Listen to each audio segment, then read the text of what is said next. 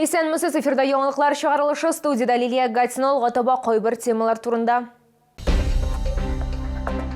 Маршрут автобусы белән гадәттән тыш хәл, хәрәкәт вакытында автобусның арткы ишегеннән яшүсмер сикерә. Чаллы йортларында яңа домофоннар урнаштыра башлаячаклар, аларны кемнәргә тоташтырачаклар? Казаннар кунакта. Чаллыга гастрольләр белән Галиаскар Камал исемендәге Татар дәүләт академия театры килә.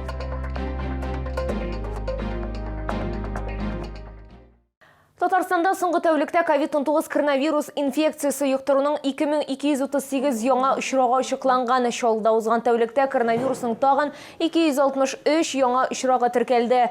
Шулай итеп 11 февральгә Татарстан буенча коронавирус белән авыруның барлыгы 62727 очрагы билгеле. Аларның 43679 терелгән, 1098 узган тәүлектә. Шолда хәрәкәт вакытында автобусның арткы ишегеннән яшүсмер сикерә. Бу хәл турында кадрлар шундук социаль челтәрләр буенча таралды. Гадәттән тыш хәл Мәскәү проспекты һәм Нариманов урамы киселешендә булам, тулырак алдагы материалда. Бу хәл Мәскәү проспекты һәм Нариманов урамы киселешендә автобус хәрәкәт иткән вакытта килеп чыкканы. Башлангыч мәгълүматлар буенча яшүсмерләр үзләренә кирәкле тукталышны үтеп китә һәм автобустан чыгу өчен арткы ишекне ача. Нәтиҗәдә егетләрнең берсе машина юлына егылып төшә, калганнары автобус туктаганнан соң чыга. В настоящее время личности подростков установлены, двое из них ранее привлекались к уголовной ответственности. В отношении еще одного подростка в Следственном отделе по городу Набережные Челны и Следственного управления Следственного комитета России расследуется уголовное дело, возбужденное по статье 162 Уголовного кодекса Российской Федерации. В случае выявления нарушений прокуратура города будет приняты меры прокурорского реагирования. Бу очракта автобус йөртүченең гаебе юк дип аңлатып пассажирлар ташу җаваплылыгы чикле җәмгыять җитәкчесе Николай Тятюшкин. Аның версиясе буенча хәрәкәт вакытында шофер салонда пассажирларны түгел, юлны күзәтергә тиеш. Аларның арткы ишекләрне ябарга да хокукы юк. Не имеем права, согласно требованиям правил дорожного движения, мы не имеем права эти двери фиксировать.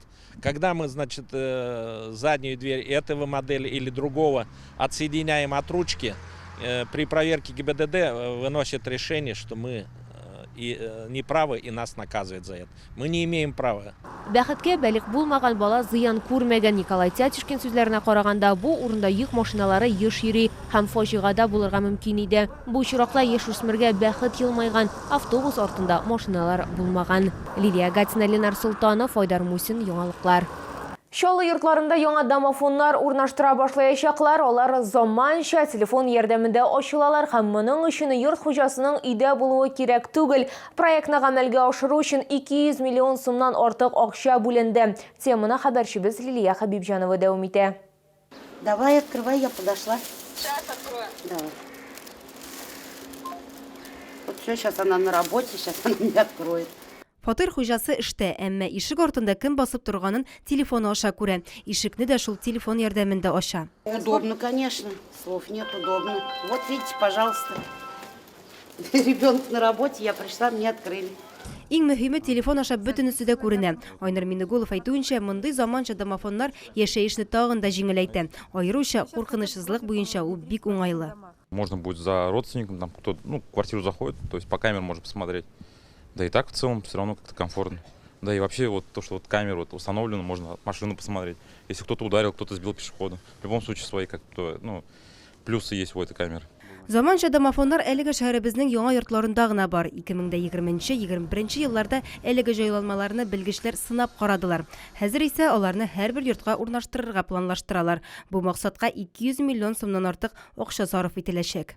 Следующий шаг мы видим сделать в этом приложении еще одну точку входа в единую дежурно-диспетчерскую службу города, да, где житель сможет обратиться с каким-то заявлением, просьбой там и так далее. Естественно, это развитие в оплате, возможно, коммунальных платежей, еще что-то.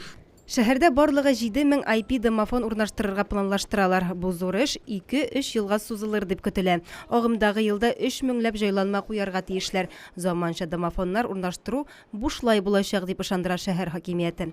Лилия Хабибҗанова, Ленар Султанов, яңалыклар. Февраль охырында шолыға гастроллер белән Галиаскар Камал исемендәге Татар дәүләт академия театры киләчәк. Казан артистлары шәһәрдәшләрне яратып өлгергән репертуардан тыш 3 премьера спектакль белән дә сөендерәчәкләр. Аларның беренчесен Альберт Шакировның Сәфәр пьесасы буенча куелган спектакльне Чаллы халкы энергетик мәдәният йорты сәхнәсендә күрә алачак. Тагын бер яңалык театр музыка Яхин Камал театр оркестры белән берлектә оештырылган музыкаль спектакль. Премьерна орган залында тәкъдим итәчәкләр. В прошлом году был юбилей великого татарского композитора Рустема Яхина. Мы решили сделать музыкальный спектакль, который посвящен его жизни, его творчеству. Академические актеры выступают в роли солистов, вокалистов совместно с оркестром.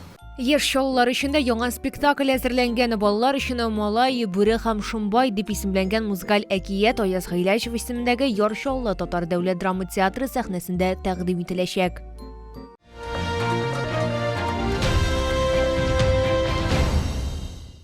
Бер тапкыр сатып алып өстәл бизәргә һәм иммунитетны ныгытырга. Елның бу чорында витаминнар хәтта иң нык организмга да кирәк, бигрәк тә быелгы эпидемия шартларында. Камчатка ярларыннан улды һәм балык сәламәтлекне сакларга булышачак, шулай ук өстәлдә яхшы сыйда булачак. Диңгез деликатесларын Green сәүдә үзәгендә беренче катта сатып алырга мөмкин.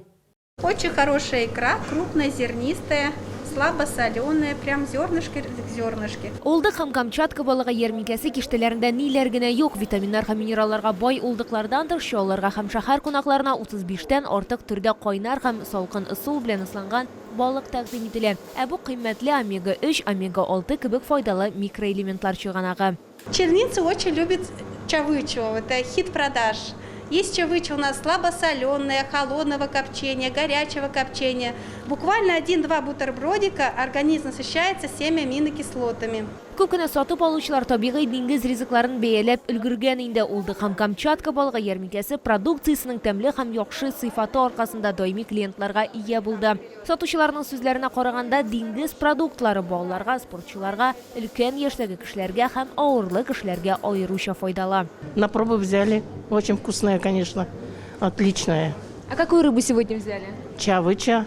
Взяли мы нерку попробовать и белорыбица. Ну, как сказать, все говорят вкусно, но попробовать надо самим вначале. Вы уже пробовали у них рыбу? Да, пробовала. Как вам на вкус? Рыба вкусная.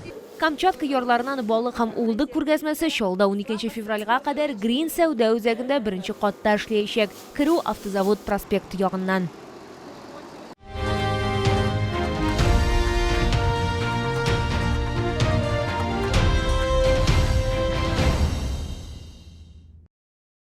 Бу сезгә җиткерәсе соңгы мәгълүматыбыз иде. Мин Лилия Гатин сезнең белән сау булашам, исән имин булыгыз.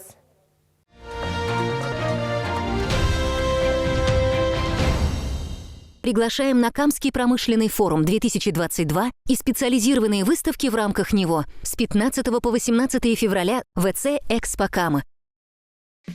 С 7 по 12 февраля. Свежий улов прямо с Камчатки. Чавыча, красная икра, белорыбица. Все от производителя. ТЦ «Грин», первый этаж.